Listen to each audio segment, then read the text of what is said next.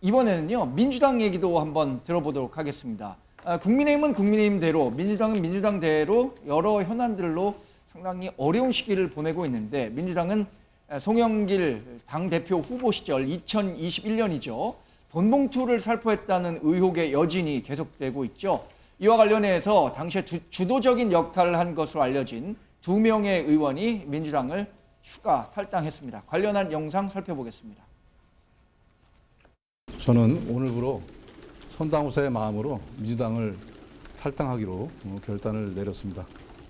우리 윤관석 의원과 함께 탈당을 하고 법적 투쟁으로서 진실을 밝혀나가는데 최선을 다하도록 하겠습니다. 반성과 사죄는커녕 대래 목소리를 높이며 국민 앞에 모렴치로 일관하는 민주당의 전현직 당대표의 대자비 같은 장면. 민주당 의원들에게 방탄 대우를 주문했던 그가 전당대회 돈봉투 살포는 철저히 남의 일이라고 본 모양입니다. 윤관석, 이성만 의원에게 했듯이 이재명 대표에게도 동일한 잣대를 대십시오.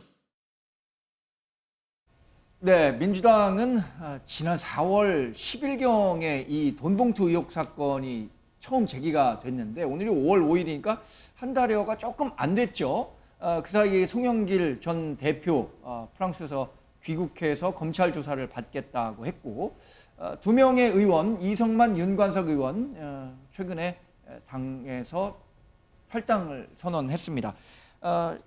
신 의원님, 최근에 민주당 분위기는 이 돈봉투 사건 때문에 여튼 계속 좀 어딘가 좀 부산스럽죠? 좀 어수선하죠? 문제는 예.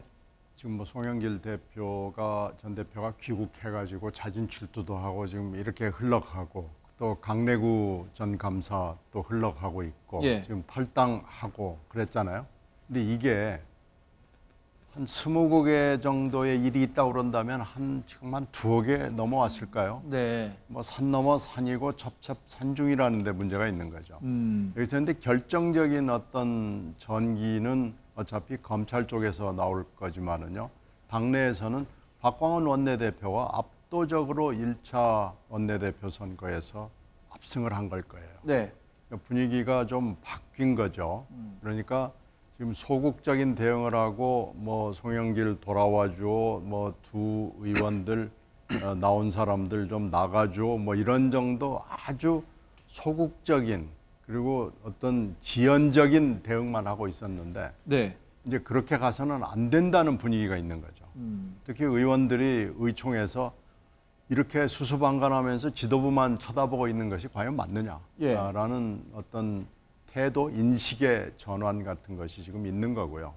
이제 앞으로 뭐 혁신 의총이랄지 뭐 워크숍이랄지 이런 걸 통해서 여러 가지 의견을 모아가지고 예. 조금 더 적극적인 대응을 하는 것이 맞지 않느냐라는 지금 기류를 만들어가고 있는 겁니다. 네. 그런데 이게 이제 잘 의견이 모아져서 지금까지와는 다른 방향으로 뭐 대책위도 좀 만들어야 될 거고요. 원칙도 좀 세워야 될 거고요. 지금 대표부터 자꾸 이상한 얘기를 하고 돌아다니는데 대표 입부터 지금 함구령을 내려야 되거든요. 네. 그리고 금종령도 필요합니다. 이 송 대표가 귀국하는 자리, 출두하는 자리에 보면은요. 당에 굉장히 중요한 자리에 있는 사람들이 바짝 옆에 서 있어요. 네. 그 김의겸 대변인 같은 사람은 대변인 맡아달라고 그러니까 덜커덕 받았다가 여론이 나쁘니까 취소했거든요. 네. 지금 함구령 플러스 금종령이 필요한 상황입니다. 그래서 이런 대책을 생각하는 기구와 단위가 지금 필요한데 이런 것도 안 하고 매우 소극적으로 또 매우 늦게 네. 이렇게 천천히 대응하는 것이 과연 민주당으로서 과연 맞냐 하는 지금 자체 반성이 있습니다. 네. 지금 말씀하신 내용, 그러니까 당이 적극적으로 더 이 문제 해결, 의혹을 해소하는 데 역할을 해야 한다라고 주장하는 민주당 내 의원들의 목소리가 있습니다. 저희가 정리를 해봤습니다. 직접 들어보겠습니다. 현재까지 드러난 관련자도 그렇게 많지 않기 때문에 철저히 조사를 하게 되면은 어떤 팩트가 나올 겁니다. 그 팩트를 가지고 의총에서 뭐 갑론을박을 하는 건 의미가 있는데 지금 의총을 해봐야 언론에서 나온 것들 카더라만 가지고 이런 공방밖에는 되지 않지 않습니까? 만약 법률적으로 우리는 한번 기다려 볼게 라고 하는 태도를 취한다면 당 지도부가 그 문제에 대해서는 실기하고 있는 문제라고 보여집니다. 최고위원회가 네. 그냥 결정을 내리면 되는 겁니다. 이거 어느 정도 중대 사안으로 보고 이 사안을 처리할 것인가라고 하는 것을 논의하고 결정하면 된다라고 하는 거죠. 기본적으로 이런 문제 있으면 그 조직 자체가 먼저 나서서 네. 진상 조사를 하고 또 문제가 있으면 책임을 지고 이런 자체 정화 그 기능을 발동하는 것이 당연한 수순인데 강제 수사권이 없으니까 뭐 검찰 수사에 맡기겠다라고 한다면 검찰에 우리 당의 운명을 검찰에 맡기는 것밖에 더 됩니까? 예. 네, 지금 민주당 내에 어떤 분위기가 감지되고 있는지에 대해서 알려드리기 위해서 지금 좀 영상을 좀 준비했는데 의총도 했잖아요. 네. 의총에서는 정 기자님 여러 가지 얘기들이 나왔고 평소 의총은 뭐 이렇게 경론이 오고 갈 정도의 의총장은 아니잖아요. 맞습니다. 그런데 굉장한 경론이 오고 갔다 그래요. 분위기가 어땠다고 합니까? 분위기가 본물이 터졌다라는 표현을 쓰셨는데요. 예. 그러니까 전반적으로 한 20명 정도 되는 의원들이 발언을 이어갔고 앞으로 이런 의총을 한 서너 번 정도 더 하기로 민주당이 결정을 한 걸로 알고 있습니다. 예.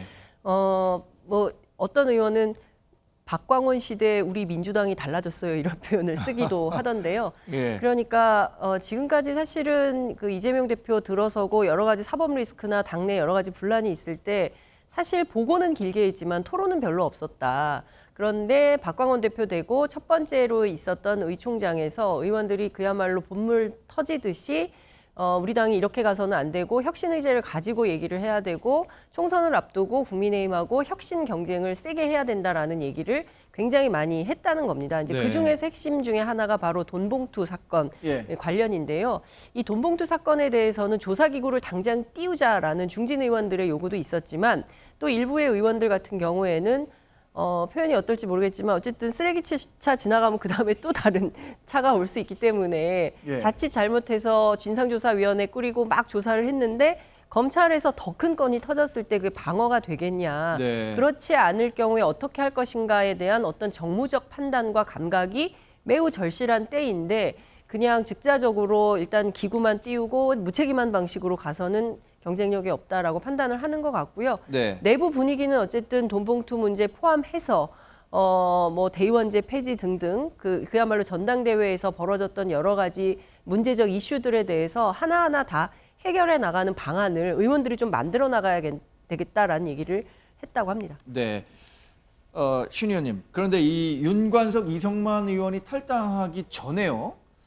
이재명 당대표가 전날 같이 식사를 네. 하면서 뭐 여러 얘기를 나눴다고 확인되고 있지 않습니까? 그래서 이재명 당대표가 두 사람에 대한 탈당 조치를 사실 요구한 게 아니냐 사실상 이런 얘기도 있어요. 그런데 이재명 당대표도 여러 가지 이 사법 리스크를 안고 있는데 두 사람에게 이렇게 탈당 요구하는 게 어떤 정당성을 갖겠느냐라고 지적하는 민주당 내 의원들도 있는 것 같아요. 그래서 이제 당내 내로남불이다라는 네. 비판이 가능하죠. 이게 뭐 형식적으로는 탈당인 건 뭐 분명한데 이게 과연 형식과 실질이 탈당이냐라고 하는 것도 맞고요. 근데 문제는 지금 그 여러 방송에 나갔는데 삐 처리된 부분이 많잖아요.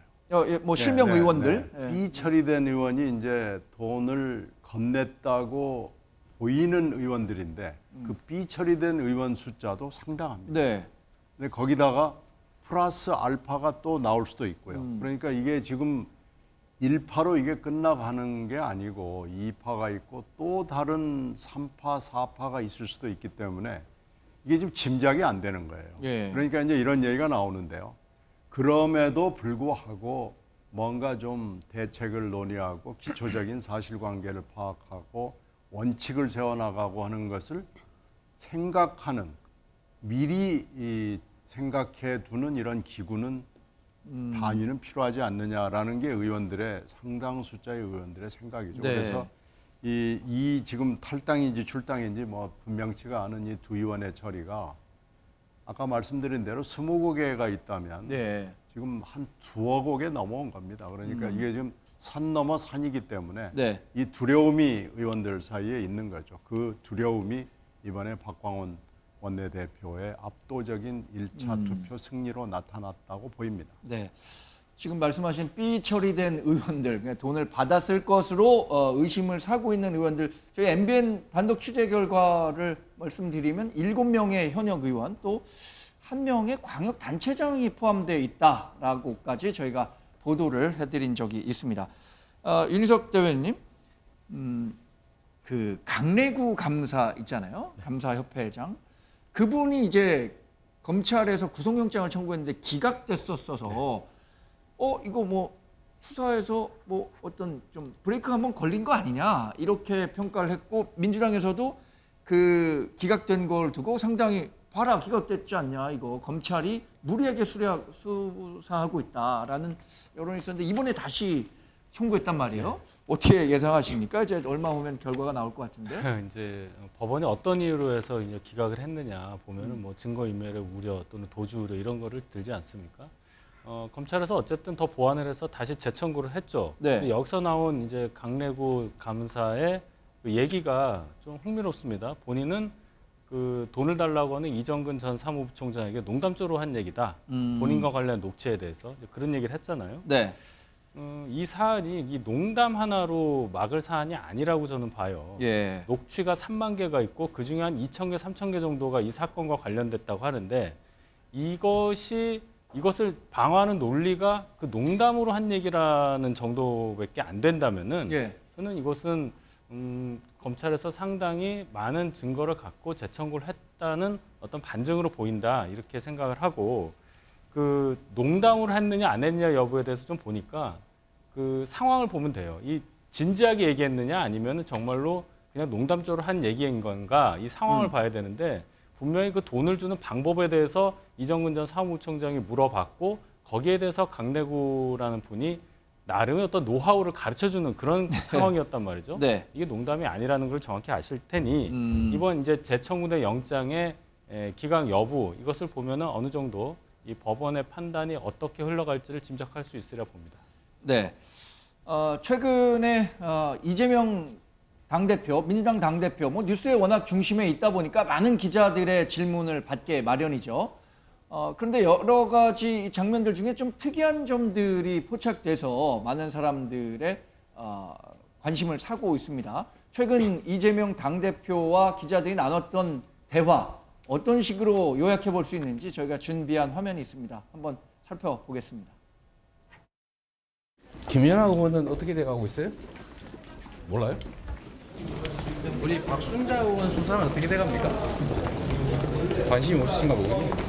우리 태영호 의원의 그 녹취 문제는 어떻게 돼갑니까? 그 명백한 범죄 행위로 보이시던데. 이 야당에 대한 어떤 이 정치 공세 또 정치 수사라 그러죠. 이런 것에 비해서 너무 편파적이다. 이런 것을 이제 애들러서 지적을 하는 것 같은데요. 저는 당 대표가 하실 수 있는 그런 이 발언이나 행위가 아니라고 봅니다. 네, 이렇게 국회를 출입하다 보면 비교적 좀 연조가 낮은 기자들이 당대표 이동하는 시기, 그러니까 그 짧은 시간을 이용해서 여러 가지 당 현안과 정치 현안과 관련한 이야기를 듣기 위해서 당대표 쫓아다니면서 얘기를 하는데 최근에 이재명 당대표가 대답하기 좀 곤란한 질문들을 많이 한 모양이에요. 그런데 여기에다 두고 자신에 대한 질문은 답하지 않고 국민의힘 자꾸 화살을 돌리는 듯한 모습이 보였어서 이게 좀 화제가 됐는데 김재섭 의원님 어떻게 보셨습니까? 이게 이재명 대표도 법률가시잖아요. 네. 근데 되게 이제 형법 처음 배우면 불법에는 평등이 없다 이런 거 배우거든요. 네. 형법의 뭐 대원칙이죠. 그러니까 되게 우리 국민들께서 만약에 신호 위반으로 경찰에게 잡혔을 때 왜 저쪽은 안 잡고 나만 잡습니까? 네. 그런 말이 먹히나요? 택도 없는 소리죠. 그 자리에서 바로 딱지 끊깁니다.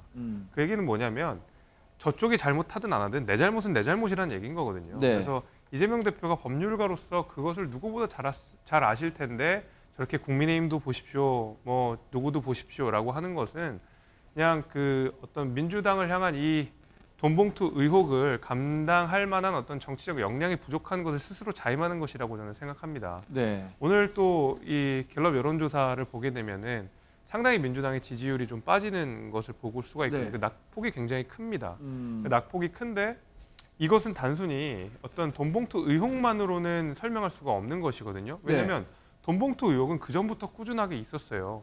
그런데 갑자기 이번 주에 급격하게 저렇게 많은 지지율 하락을 보였다는 것은 결국 이재명 대표가 저 돈봉투 의혹을 대하는 태도가 어떤지를 국민들이 보신 거거든요. 아, 저기는 지금 반성 안 하는구나. 당대표라는 사람이 자체조사 TF도 안 만들고 그렇다고 이분들에 대한 징계 처분도 안 하고 차일피일 미루고 결국 하는 조치가 개인 의원들의 탈당 종용? 뭐 종용인지 아닌지는 아직 알 수는 없습니다만은 그 정도밖에 안 되는구나. 결국 국민의힘 탓만 하고 있구나. 라고 하는 것은 중도층뿐만이 아니라 민주당에서도 민주당을 지지했던 분들이 이재명 대표 말 보고 실망했다는 얘기도 해석할 수가 있는 것이거든요. 저는 그런 의미에서 이재명 대표가 저런 이야기를 하는 것은 본인의 어떤 정치적 역량이 그거밖에 안 된다는 것을 스스로 자임하는 거라고 봅니다.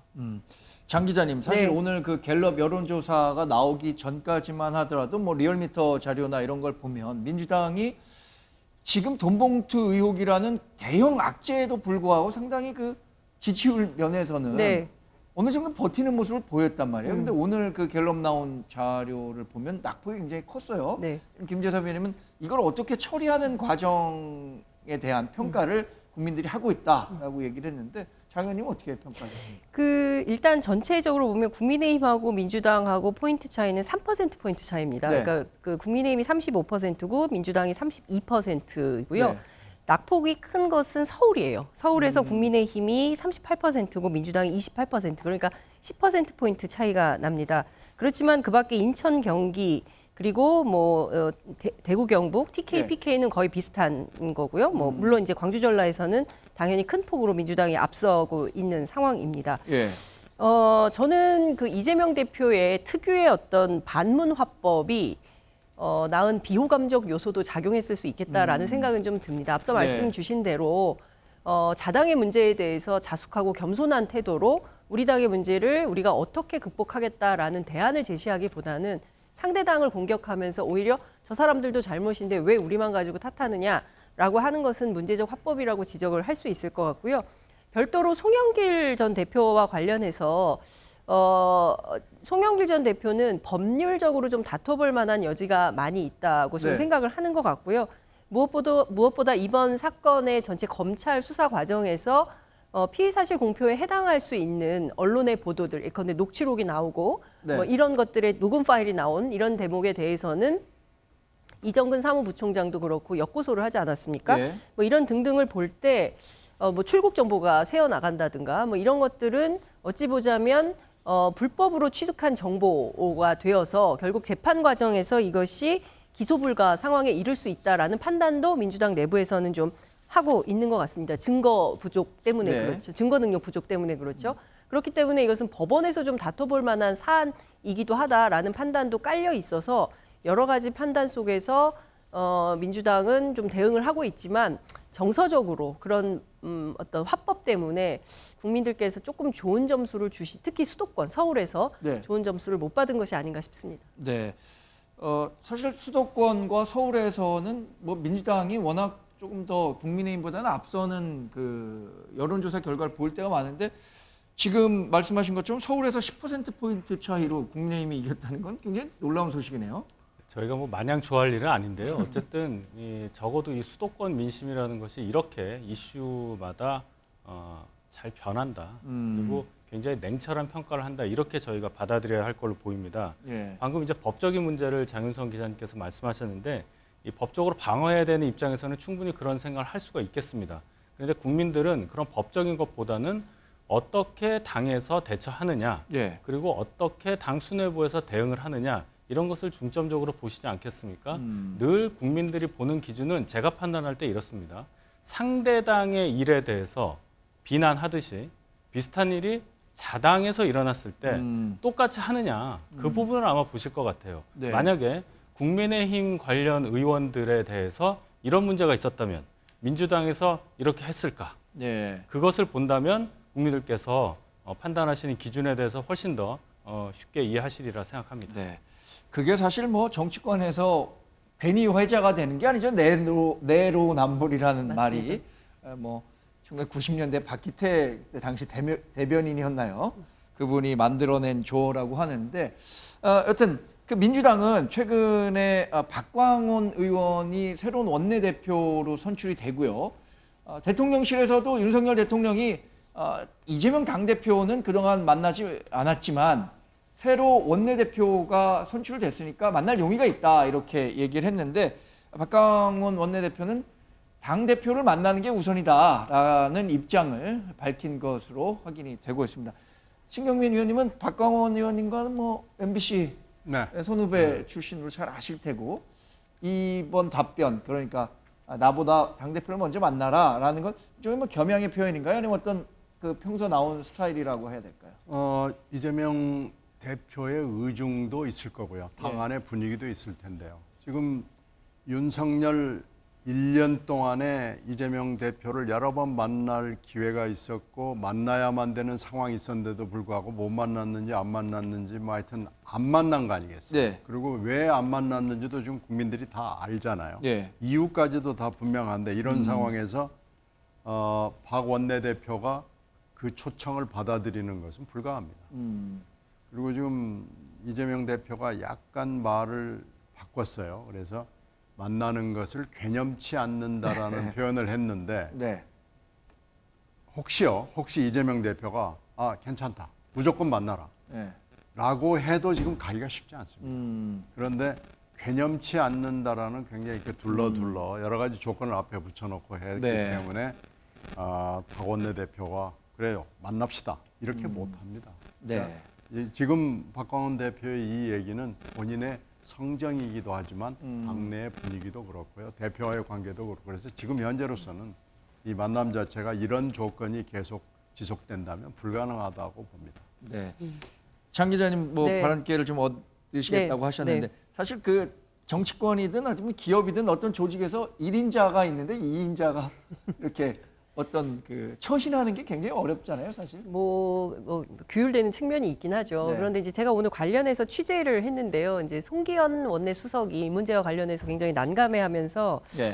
당 대표를 패싱하는 듯한 모양이 고착화되는 것은 우리 당으로서는 받아들일 수가 없다라는 얘기를 하고 있습니다. 이것은 바람직하지도 않다라는 입장인데요. 예. 그리고 비서실장인 민병덕 의원의 경우에도 너무 의도가 분명해 보인다. 내부 갈라치기 용 아니냐. 예. 예컨대 이재명 대표는 뭐 그 홍준표 시장에 따르면 중범죄자에 해당하기 때문에 만날 수가 없으니 네.